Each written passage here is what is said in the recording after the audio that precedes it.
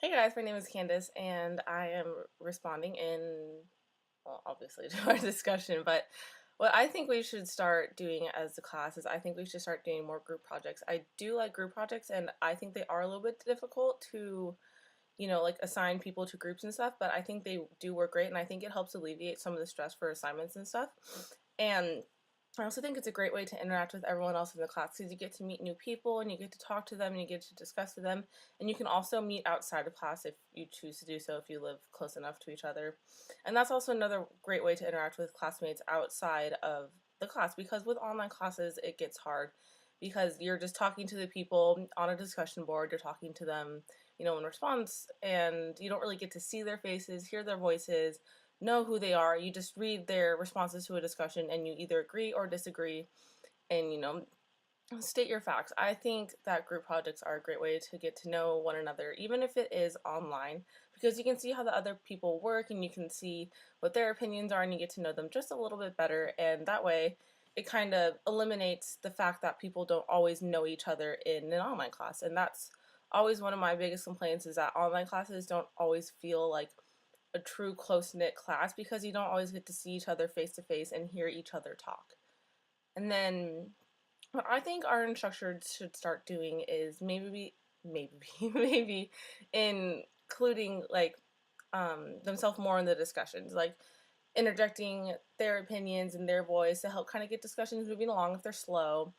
And then just, I don't know, I think our instructors are doing a great job, and I think it's hard because I'm not a teacher and I'm not trained on how to teach classes, so I don't like to always critique instructors because I don't know what the course material is ahead of time, and I don't always know the goals and learning objectives unless they are stated to me, obviously, at the syllabus. So yeah, that's always kind of a problem I've had, is I don't really like to critique instructors because I'm not an instructor, so I wouldn't know how to run a class.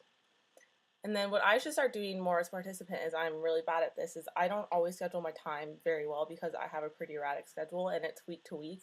So, if I open on a Tuesday and then close on a Wednesday, it's always hard for me to want to do my homework and participate in the discussions on time just because I'm so tired and it's so exhausting.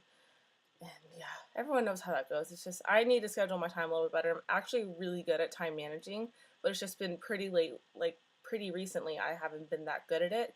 So that's what I can start doing more as a participant, and I can start engaging more with my classmates, and that's how I can get to know everyone a little bit better.